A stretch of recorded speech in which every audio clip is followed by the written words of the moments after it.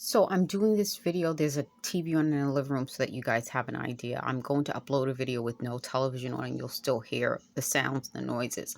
So what they were saying is, they're upset because my face shows that they were heating me with something. It's easy to see.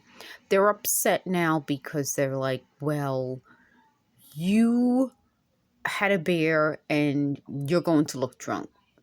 Again, if one beer makes me look drunk, that proves my point. They tried to say I was an alcoholic. I'm not an alcoholic. I was never an alcoholic.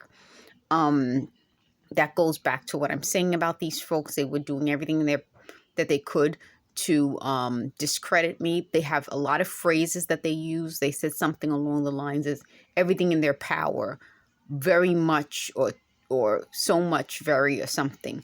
So these little things that they say prove that I can tell who's talking.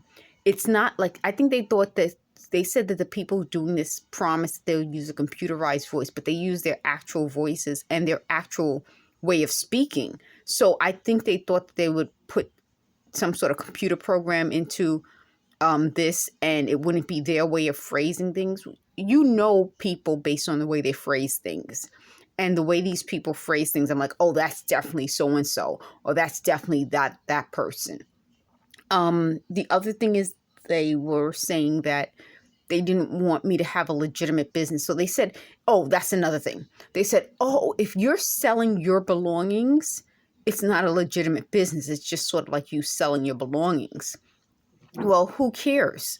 Oh, there was just a noise a moment ago. Who cares? I mean, I'm selling my belongings. I'm trying to raise money. I want to get back on my feet as much as I can. I don't understand how these people thought that I would. They said you have to stay down. What does that mean? Can someone even tell me what stay down means? That sounds like something. I don't even get that. But I think that was their point. I think in some ways they say what they really mean without saying what they really mean. So they talked about how if I wasn't down before, then staying down means they wanted me to be down. Not in the cool, like be down sense. Not that I know what cool is. That was another point they wanted to make. They were like, you were never cool. I know. I was never cool. So they're like, oh, in high school you were never cool, but you tried to be cool. No, I didn't try to be cool. I just was myself. So they talked about a time when we were dissecting a frog, and I was like really dissecting a frog. I was so into dissecting this frog. That means I wasn't trying to be cool. Like, no cool kids were like, I'm dissecting a frog. No, I mean, I was just being myself. They said I would tell really corny jokes like, what does a tulip have? Two lips. And they're like, you know what I mean? Like, I was never trying to be the cool kid. I was not that person. I was never going to be that person, as you can tell. I mean, it's so obvious. What was another thing they talked about? They said, they said something about in freshman year, we had like an auditorium full of kids and they talked about, certain things. Yeah, what about it? Like, so what? That's my whole point. I think what happened along the decades, my freshman year was in 1987. I think what happened along the decades is that the kids who were cool back in high school didn't grow up to be cool as adults.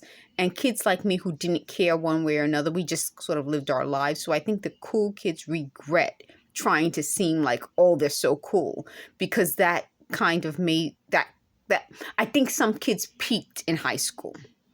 I never peaked, so I never had that problem, which is my point. Like, if you peak in elementary school, for us, that would have been K through 8th grade.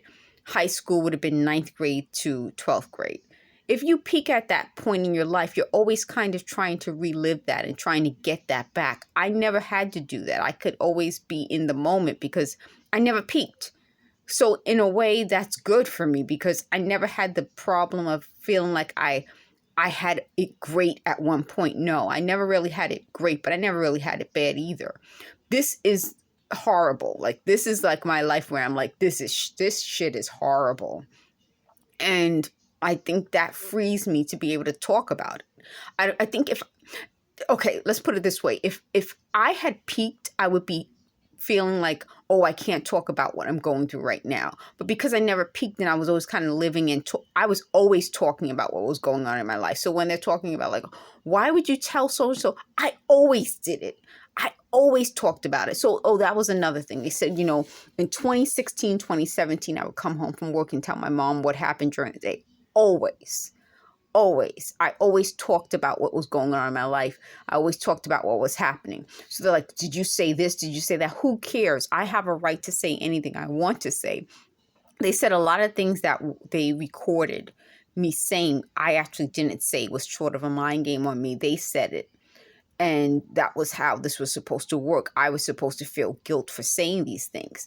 But I feel like this, I used to say back when I was working in a call center, I'll say what I have to say because I'm saying it sometimes to play devil's advocate, sometimes to just, give a different perspective. It doesn't mean that's what I actually feel, actually think. In the privacy of my home, I have the right to say anything I want. This is a free country. And I think that's what this feels like. It feels like these are people who don't believe in freedom of speech. And I do. I'm a really big supporter of freedom of speech. And I even did an honors thesis about the difference between freedom of speech and hate speech. Now, hate speech is something separate. That means, you're trying to get people to do something that will be a crime. But freedom of speech means you can say what you want. If you don't believe in something or if you don't support something, you have the right to say that. And that's something that we fight for. We fought for. We will continue to stay fighting for. But the idea that I'm not allowed to say something, especially in the privacy of my home, I don't stand for that. That's why I will keep talking about freedom of speech, because it's something that if we didn't have freedom of speech, most of the rights that we achieved, we would not have achieved because we wouldn't have even been able to speak on those topics. So women's rights wouldn't have existed because women would not have been able to speak about the idea of women having rights. Civil rights wouldn't have existed because people who, for example, Black people, we would not have been able to speak on it. And that's what's going on in certain countries. And that's what has gone on in certain countries where they're not even allowed to speak about it. And that's part of what I'm saying when I talk about fighting for rights. If you cannot even speak about the ideal, you can't achieve the ideal.